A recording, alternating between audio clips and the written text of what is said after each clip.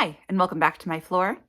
Let's do a favorites video. Is anybody else confused by it being December? I know a lot of people have been coming out with their 2024 favorites lists. I love watching favorites videos, and I am assuming that you love watching favorites videos. So let's talk about some of the stuff that I've enjoyed this year. It only seems right that we start with art supplies. And while the first thing isn't exactly an art supply, it does help me carry a bunch of stuff around. That's right, the pink toolbox. I picked this up secondhand for about $10. I think this toolbox was originally from Sam's Club or something, and it has been incredibly handy. Sadly, right now it's just sitting on a shelf because I don't have any more art classes to go to, but I do look forward to using it again. The next favorite also isn't technically an art supply.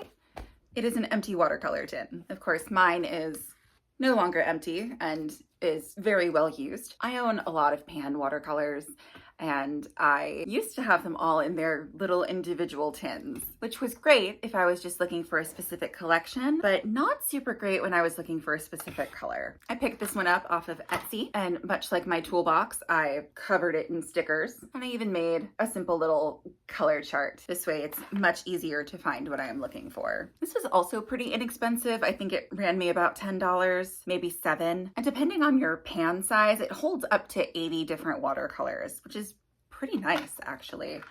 It's really nice having the majority of my paint in one fairly compact palette. Okay, let's get into actual art supplies. Ever since I took my watercolor class this summer, I have been loving Craftimo paintbrushes. These are from the set in collaboration with Gredlewski. I think that's how you say her last name. I'm sorry if it's wrong. But these are some of the nicest brushes I have ever used. I have a couple more because I really, truly enjoy them. They are a solid quality brush. They've got really nice metal ferrules. They're cute, which I know isn't necessarily a qualifying factor when it comes to paintbrushes, but it also doesn't hurt. I haven't had any issues with shedding or splaying out bristles. I've also recently gotten on board with the weirdly sharpened pencil thing that people are doing. I've got a sandpaper block to sharpen it with. I bought myself a snap-off knife so that I could carve this into whatever this is now. And I gotta say, they were absolutely right about using longer lead pencils for sketching. With this one, I can hold it back here, and my sketches are a heck of a lot looser than they are when I use mechanical pencil. The one downside is that I still get graphite everywhere, but not only has this helped me loosen up with my sketching style, I also don't bear down on the paper as hard as I do with regular mechanical pencil. One of my last favorites on the art supply list is Arches watercolor paper. I don't think I've ever actually gone through the effort of purchasing nice watercolor paper, or I guess nicer watercolor paper. I usually use Strathmore, but I gotta say, working on Arches is so incredibly nice.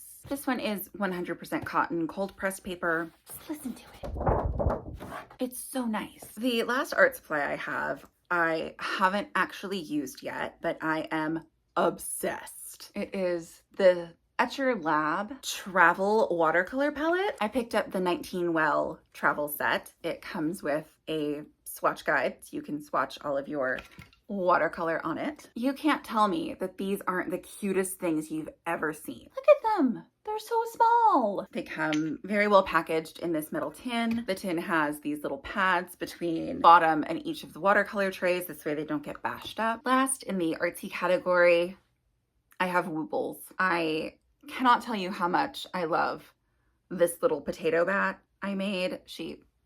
I don't like the ghost as much. I'm pretty sure that I failed to do the lace doily part correctly, but I didn't want to do it again, so I didn't. And allegedly this one glows in the dark. I haven't tested that out yet. But this one comes with sort of a caveat because I love the end result. I don't like crochet. It's too hard on my hands. It hurts too much. Moving on from art supplies, I just wanted to mention a couple of other things that I've used throughout 2024 that have brought me a considerable amount of joy. The first one being this soda can vase. I got this from a website called Bando.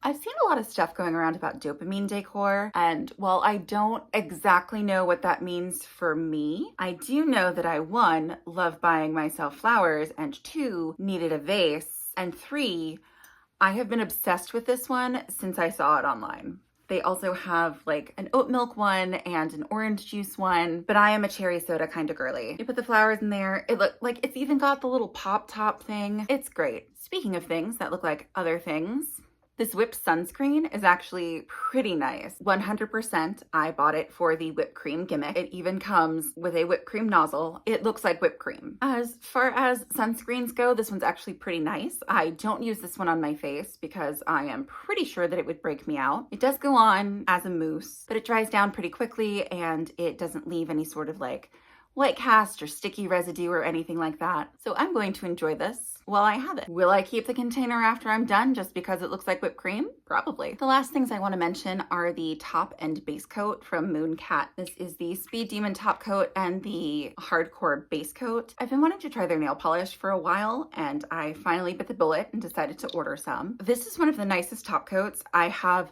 ever used. When they say Speed Demon, they mean it. I am one of those people that, like, I paint my nails and 20 minutes later they are chipped to hell. This guy is great. And I also really like their base coat. I think that it has helped my polish stay on longer. This way I can get more than 12 hours out of a manicure. I look forward to trying their actual nail polish in the future, but I already own so much nail polish that I need to go through what I have before I'm allowed to purchase anything new. I think that about wraps it up for the 2024 favorites. So thank you so much for hanging out with me today. I really appreciate it. If you like this kind of content, feel free to subscribe.